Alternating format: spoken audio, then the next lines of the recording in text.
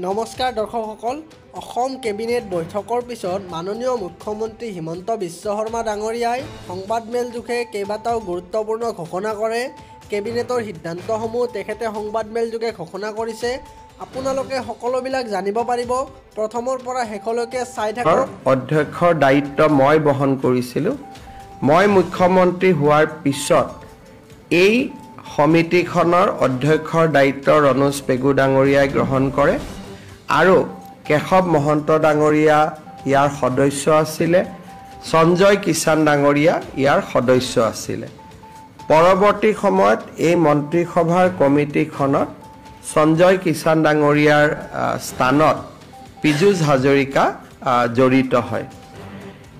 ৰণোজ পেগু, কেশৱ মহন্ত আৰু পীযুষ হাজৰিকা তিনিওজনৰ প্ৰচেষ্টাত এখন সুন্দৰ প্ৰতিবেদন আজি কেবিনেটৰ সন্মুখত প্ৰস্তুত কৰা হয়। কেবিনেটে এই প্ৰতিবেদনখন গ্ৰহণ কৰে।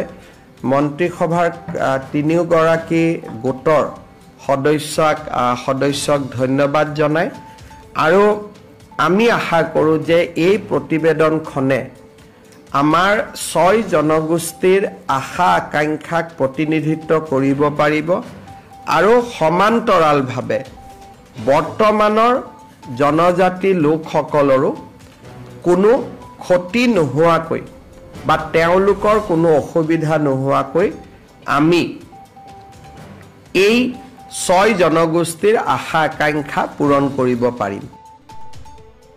অসম চৰকাৰৰ এইটো এটা গুৰুত্বপূৰ্ণ সিদ্ধান্ত, কিয়নো 6 জনগোষ্ঠীয়ে বহুদিনৰ পৰা তেওঁলোকৰ যি জনজাতিকৰণৰ দাবী সেয়া দাবী উত্থাপন কৰি আহিছিলে আৰু বিভিন্ন চৰকাৰ সলনি হ'ল, কিন্তু 6 জনগোষ্ঠীৰ জনজাতিকৰণ হৈ উঠা নাছিলে আৰু এই ক্ষেত্ৰত বহুতো বাধাও আহি পৰে, কিয়নো বৰ্তমানৰ জনজাতিসকলৰ ক্ষতি হ'ব বুলি তেওঁলোককো বিভিন্ন সময়ত প্ৰতিবাদী কাৰ্যসূচী হাতত লোৱা দেখা যায়। তাৰ বাবে অসম চৰকাৰে এখন কমিটি গঠন কৰিছিলে আৰু সেই কমিটিখনে ৰিপৰ্ট দিব এই ধৰণে, যাতে বৰ্তমানৰ জনজাতিসমূহৰ কোনো ধৰণৰ ক্ষতি নোহোৱাকৈ এই 6 জনগোষ্ঠীৰ জনজাতিকৰণ কৰিব পৰা যায়।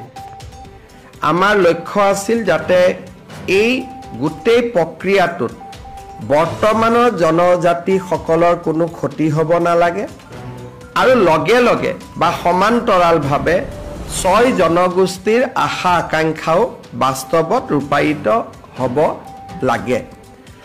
মই বিশ্বাসী যে অসমৰ কঠিন পৰিৱেশৰ মাজত এটা ভাৰসাম্য বজাই ৰাখি মন্ত্ৰীসভাৰ গোটে যিখন প্ৰতিবেদন দাখিল কৰিছে সি নিশ্চিতভাৱে আমাৰ সকলোৰে আশা আকাংক্ষাক প্ৰতিনিধিত্ব কৰিব পাৰিব।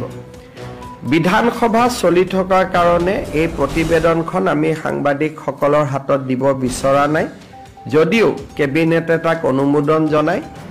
অহাকালি আমাৰ ভৈয়াম জনজাতি উন্নয়ন বিভাগে বা ট্ৰাইবেল এফেয়াৰ্ছ ডিপাৰ্টমেণ্টে জনজাতি পৰিক্ৰমা বিভাগে এই প্ৰতিবেদনখন অসম বিধানসভালৈ প্ৰেৰণ কৰিব আৰু বিধানসভাৰ অধ্যক্ষই এই চলিত বিধানসভাৰ ভিতৰতে এই প্ৰতিবেদনখন সদনত দাখিল কৰাৰ অনুমতি দিব।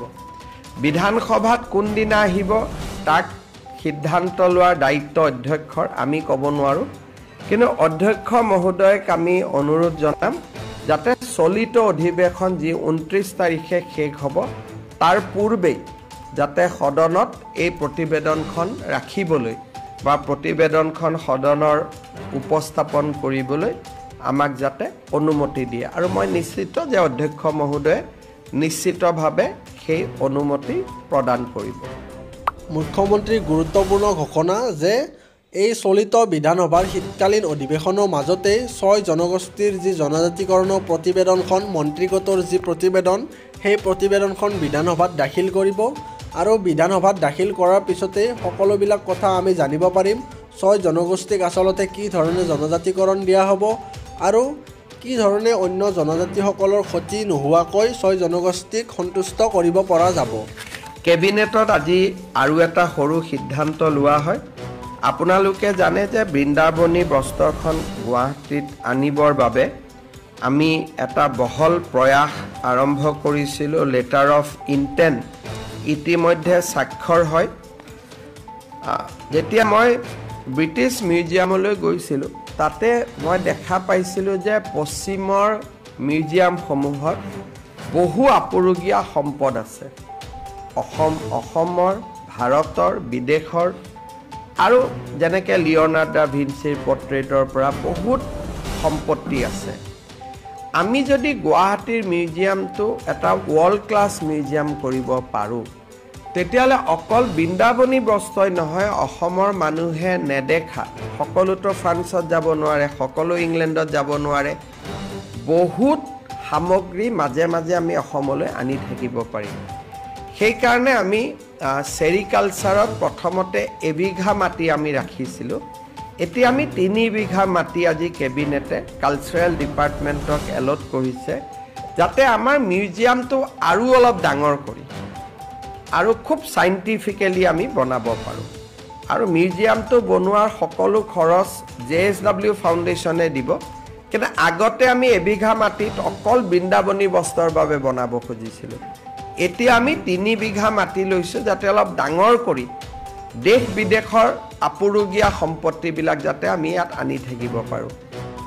অসম চৰকাৰৰ এই সিদ্ধান্তটো অসমবাসীৰ বাবে এটা গুৰুত্বপূৰ্ণ আৰু অত্যন্ত ভাল খবৰ, কিয়নো অসমত এনেকুৱা এটা ৱৰ্ল্ড ক্লাছ মিউজিয়াম বনোৱা হ'ব, য'ত ব্ৰিটিছ মিউজিয়ামৰ পৰা, লণ্ডন মিউজিয়ামৰ পৰা বিভিন্ন সামগ্ৰী মাজে সময়ে আনি ৰাখিব পৰা যাব আৰু সেই সামগ্ৰীবিলাক অসমৰ মানুহে তাত গৈ দেখাৰ সুবিধা লাভ কৰিব। লগতে ভাৰতৰো বিভিন্ন প্ৰান্তত থকা কিছুমান বস্তু আনি সেই মিউজিয়ামত ৰাখিব পৰা যাব। এই কেবিনেটে আজি 3 বিঘা মাটি হেণ্ডলুম চেৰিকালচাৰ ডিপাৰ্টমেণ্টৰ পৰা কালচাৰেল ডিপাৰ্টমেণ্টলৈকে হস্তান্তৰ কৰাত অনুমোদন দিয়ে। JSW ফাউণ্ডেশ্যনে যদিও ঘৰটো বনাব, ঘৰ আৰু মাটি দুয়োটাৰ মালিকী স্বত্ব অসম চৰকাৰৰ সাংস্কৃতিক বিভাগৰ লগত থাকিব। তেওঁলোকৰ এইটো CSR ইনিচিয়েটিভহে হ'ব। কেবিনেটত আমাৰ সৰু এখন Assam survey and settlement training centre teacher service rule আছিল, তাকো কেবিনেটে অনুমোদন জনায়। মুখ্যমন্ত্ৰী মহোদয়ে এইদৰে কেবিনেট বৈঠকৰ পিছত কেইবাটাও গুৰুত্বপূৰ্ণ মন্তব্য দিয়ে আৰু তেখেতে এই 3টা মূল সিদ্ধান্তৰ লগতে টিচাৰ ছাৰ্ভিচ ৰুলৰো কথা কয়, নতুন যি শিক্ষকৰ ছাৰ্ভিচ ৰুল তাৰে কথা উল্লেখ কৰে আৰু লগতে ছাৰ্ভে এণ্ড ছেটেলমেণ্ট ট্ৰেইনিঙৰ কথা উল্লেখ কৰা দেখা গ'ল। লগতে আজিৰ কেবিনেটৰ মূল উদ্দেশ্যটো আছিল 6 জনগোষ্ঠীৰ জনজাতিকৰণৰ যি প্ৰতিবেদন, সেই প্ৰতিবেদন আৰু মিউজিয়াম যি হ'বলৈ গৈ আছে খানাপাৰাত, সেই মিউজিয়ামক অতিৰিক্তকৈ 2 বিঘা ভূমি এলটমেণ্ট। আজি মাত্ৰ 3টাই